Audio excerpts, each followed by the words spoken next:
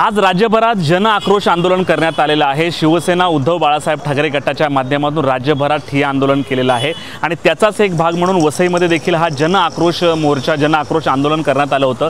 सध्या जर पाहिलं तर मागील 6 महिन्यापासून जे आहे की भ्रष्टाचारी मंत्र्यांचा जो कारभार बाहेर आलेला आहे, कोणी मंत्री रमी खेळतंय, कोण मंत्री जे आहेत की भ्रष्टाचाराची अक्षरशः सीमा गाठलेली आहे, अशा मंत्र्यांविरोधात कारवाई करावी, अशा मंत्र्यांवर जे आहे की निलंबनाची कारवाई करावी। एकीकडे अशा रमी खेळणाऱ्या मंत्र्यांवर कारवाई होत नाही, त्यांचं फक्त खातं बदललं जातं। त्यामुळे नेमकं चाललंय तरी काय असा जो प्रश्न आहे शिवसेना उद्धव बाळासाहेब ठाकरे गटाच्या कार्यकर्त्यांकडून केला जातो।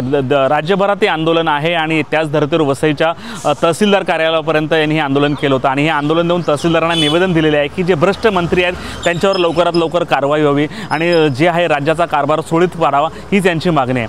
आंदोलनकर्त्यांनी नेमकी काय मागणी केली आपण ऐकूयात। महाराष्ट्रामध्ये जे महायुती सरकार आलेलं आहे त्या सरकारच्या काळामध्ये महागाई प्रचंड वाढलेली आहे, शेतकरी आत्महत्या करतायत। त्याचप्रमाणे हे सरकार हतबल झालेलं आहे त्यांच्या मंत्र्यांमुळे। एक मंत्री विधिमंडळात रमी खेळतो, एक मंत्री पैशाच्या बॅगा घेऊन फिरतो, एक मंत्री ओम फट स्वाहा करत बसतो आपल्याला कॅबिनेट मंत्रीपद मिळावं म्हणून। अशा प्रकारचं एक महाराष्ट्राला काळीमा फासणारं सरकार या सत्तेमध्ये आलेलं आहे आणि त्याच्या विरोधात संपूर्ण महाराष्ट्रामध्ये आज हे जन आक्रोश आंदोलन सुरू आहे आणि त्याचाच एक भाग म्हणून वसई तालुक्यामध्ये तहसीलदार साहेबांना आता आम्ही निवेदन दिलेलं आहे आणि या मंत्रिमंडळातील जे कलंकित मंत्री आहेत त्यांना तात्काळ मंत्रिपदावरून काढून टाकावं अशा प्रकारची मागणी मुख्यमंत्र्यांकडे आम्ही केलेली आहे।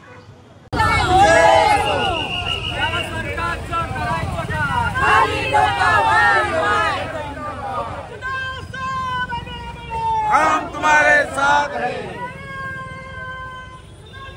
शिवसेनेचा